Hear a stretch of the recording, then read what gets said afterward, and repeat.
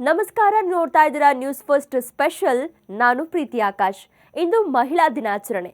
ದೇಶದಾದ್ಯಂತ ನಾರಿ ಶಕ್ತಿಯನ್ನ ಕೊಂಡಾಡಲಾಗ್ತಾ ಇದೆ. ಇದೇ ಮಹಿಳಾ ದಿನಾಚರಣೆಯಂದೇ ಕನ್ನಡಿಗರಿಗೆ ಗುಡ್ ನ್ಯೂಸ್ ಸಿಕ್ಕಿದೆ. ಈಗಾಗಲೇ ನಾರಿ ಶಕ್ತಿಯ ರೂಪಕವಾಗಿ ಕರುನಾಡಿನಿಂದಲೇ ಆಯ್ಕೆಯಾಗಿ ಸಮರ್ಥವಾಗಿ ವಿತ್ತ ಖಾತೆಯನ್ನ ನಿಭಾಯಿಸ್ತಾ ಇರುವ ನಿರ್ಮಲಾ ಸೀತಾರಾಮನ್ರಂತೆ ಮತ್ತೊಬ್ಬ ದಿಟ್ಟ ಮಹಿಳೆ ಸಾಧಕಿ ಕರುನಾಡಿನಿಂದ ಮೇಲ್ಮನೆಗೆ ತೆರಳಲು ಸಜ್ಜಾಗಿದ್ದಾರೆ. ಸಂಸತ್ನ ಮೇಲ್ಮನೆಗೆ 12 ಸದಸ್ಯರನ್ನ ರಾಷ್ಟ್ರಪತಿ ನೇರವಾಗಿ ನಾಮನಿರ್ದೇಶನ ಮಾಡ್ತಾರೆ. ಕಲೆ, ಸಾಹಿತ್ಯ, ವಿಜ್ಞಾನ, ಸಮಾಜ ಸೇವೆ, ಕ್ರೀಡೆ ಮುಂತಾದ ಕ್ಷೇತ್ರಗಳಲ್ಲಿ ಮಹತ್ತರ ಕೊಡುಗೆ ಸಲ್ಲಿಸಿದವರಿಗೆ ಈ ಗೌರವ ನೀಡಲಾಗುತ್ತೆ. ಸದ್ಯ ಟೆಕ್ ದೈತ್ಯ ಇನ್ಫೋಸಿಸ್ ಕಟ್ಟುವಲ್ಲಿ ಪತಿ ನಾರಾಯಣಮೂರ್ತಿಗೆ ಸಾಥ್ ಕೊಟ್ಟ ಸಾಧಕಿ, ಹೆಮ್ಮೆಯ ಕನ್ನಡತಿ, ಸಮಾಜ ಸೇವಕಿ ಸುಧಾಮೂರ್ತಿ ರಾಜ್ಯಸಭೆಗೆ ನಾಮನಿರ್ದೇಶನವಾಗಿದ್ದಾರೆ. ಬಿಜೆಪಿಯಿಂದ ಅವರು ಮೇಲ್ಮನೆಗೆ ನೇಮಕಗೊಂಡಿದ್ದಾರೆ.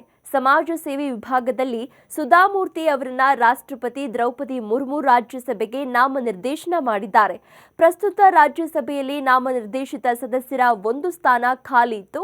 ಅದಕ್ಕೆ ಸುಧಾಮೂರ್ತಿ ಅವರನ್ನ ಆಯ್ಕೆ ಮಾಡಲಾಗಿದೆ.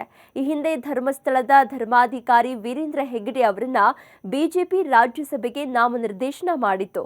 ಇನ್ನು ಸುಧಾಮೂರ್ತಿ ಮೇಲ್ಮನೆಗೆ ನಾಮನಿರ್ದೇಶನವಾಗಿದ್ದಕ್ಕೆ ಪ್ರಧಾನಿ ಮೋದಿ ಸಂತಸ ವ್ಯಕ್ತಪಡಿಸಿರುವ ಜೊತೆಗೆ ಅಭಿನಂದಿಸಿದ್ದಾರೆ. ಈ ಬಗ್ಗೆ ಟ್ವೀಟ್ ಮಾಡಿರುವ ಅವರು, ರಾಷ್ಟ್ರಪತಿಯವರು ಸುಧಾಮೂರ್ತಿಯವರನ್ನ ರಾಜ್ಯಸಭೆಗೆ ನಾಮನಿರ್ದೇಶನ ಮಾಡಿರುವುದು ನನಗೆ ಸಂತೋಷ ತಂದಿದೆ. ಸಮಾಜ ಸೇವೆ, ಲೋಕೋಪಕಾರ ಮತ್ತು ಶಿಕ್ಷಣ ಸೇರಿದಂತೆ ವಿವಿಧ ಕ್ಷೇತ್ರಗಳಿಗೆ ಸುಧಾಮೂರ್ತಿ ಕೊಡುಗೆ ಅಪಾರ ಮತ್ತು ಸ್ಫೂರ್ತಿದಾಯಕವಾಗಿದೆ ಅಂತ ಹೇಳಿದ್ದಾರೆ. ಇನ್ನು ತಾವು ರಾಜ್ಯಸಭೆಗೆ ನಾಮನಿರ್ದೇಶನವಾಗ್ತಾ ಇದ್ದಂತೆ ಸುಧಾಮೂರ್ತಿ ಫುಲ್ ಖುಷಿಯಾಗಿದ್ದಾರೆ. ಪ್ರಧಾನಿ ಮೋದಿ ಹಾಗೂ ರಾಷ್ಟ್ರಪತಿ ದ್ರೌಪದಿ ಮುರ್ಮು ಅವರಿಗೆ ಧನ್ಯವಾದ ತಿಳಿಸಿದ್ದಾರೆ. ಸುಧಾಮೂರ್ತಿ ಅವರ ಸಾಧನೆ ಬಗ್ಗೆ ತಿಳಿದುಕೊಳ್ಳೋದಾದ್ರೆ, ಬೆಂಗಳೂರಿನ ಇಂಡಿಯನ್ ಇನ್ಸ್ಟಿಟ್ಯೂಟ್ ಆಫ್ ಸೈನ್ಸ್ನಿಂದ ಎಲೆಕ್ಟ್ರಿಕಲ್ ಇಂಜಿನಿಯರಿಂಗ್ನಲ್ಲಿ ಸ್ನಾತಕೋತ್ತರ ಪದವಿ ಪಡೆದಿದ್ದಾರೆ. ಇವರು 1996ರಲ್ಲಿ ಇನ್ಫೋಸಿಸ್ ಫೌಂಡೇಶನ್ ಅನ್ನ ಪ್ರಾರಂಭಿಸುತ್ತಾರೆ.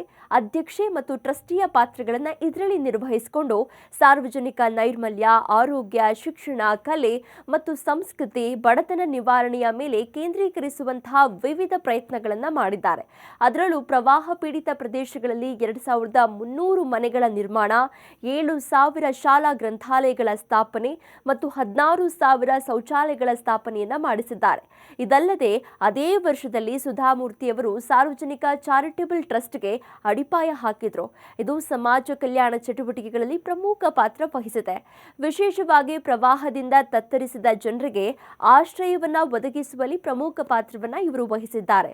ಸಮಾಜ ಸೇವೆ ಕ್ಷೇತ್ರದಲ್ಲಿನ ಕೊಡುಗೆಗಾಗಿ ಸುಧಾಮೂರ್ತಿಯವರು ಕಳೆದ ವರ್ಷವಷ್ಟೇ ರಾಷ್ಟ್ರಪತಿ ದ್ರೌಪದಿ ಮುರ್ಮು ಅವರಿಂದ ದೇಶದ 3ನೇ ಅತಿದೊಡ್ಡ ನಾಗರಿಕ ಪ್ರಶಸ್ತಿಯಾದ ಪದ್ಮಭೂಷಣ ಗೌರವವನ್ನು ಸ್ವೀಕರಿಸಿದ್ರು. ಇದೀಗ ರಾಜ್ಯಸಭೆಗೆ ನಾಮನಿರ್ದೇಶನವಾಗಿದ್ದಾರೆ. ದೇಶದ ಐಟಿ ದಿಗ್ಗಜ ಸಂಸ್ಥೆ ಇನ್ಫೋಸಿಸ್ನ ಸಹ ಸಂಸ್ಥಾಪಕ ನಾರಾಯಣಮೂರ್ತಿ ಅವರ ಪತ್ನಿಯಾಗಿರುವ ಸುಧಾಮೂರ್ತಿ ಲೇಖಕಿಯಾಗಿಯೂ ಕೂಡ ಗುರುತಿಸಿಕೊಂಡಿದ್ದಾರೆ. ಅತಿರಿಕ್ತೆ, ಗುಟ್ಟೊಂದು ಹೇಳುವೆ, ಕಾವೇರಿಯಿಂದ ಮೇಕಾಂಗಿಗೆ, ನೂನಿಯ ಸಾಹಸಗಳು, ಯಶಸ್ವಿ, ತುಮುಲ, ಪರಿಧಿ ಹೀಗೆ ಅನೇಕ ಪುಸ್ತಕಗಳನ್ನು ಬರೆದಿದ್ದಾರೆ. ಒಟ್ಟಾರೆ ಮಹಿಳಾ ದಿನಾಚರಣೆಯಂದೇ ಕನ್ನಡಿಗರಿಂದ ಪ್ರೀತಿಯಿಂದ ಅಮ್ಮ ಅಂತ ಕರೆಸಿಕೊಳ್ಳುವ ಸುಧಾಮೂರ್ತಿ ರಾಜ್ಯಸಭೆಗೆ ನೇಮಕಗೊಂಡಿದ್ದು ನಿಜಕ್ಕೂ ಹೆಮ್ಮೆಯ ಸಂಗತಿ. ಇದಾಗಿತ್ತು ಹೊತ್ತಿನ ವಿಶೇಷ. ಕ್ಷಣ ಕ್ಷಣದ ಮಾಹಿತಿಗಾಗಿ ನೋಡ್ತಾ ಇರಿ ನ್ಯೂಸ್ ಫಸ್ಟ್, ನಿರ್ಭೀತಿಯಿಂದ ನಿಮ್ಮ ಪರವಾಗಿ.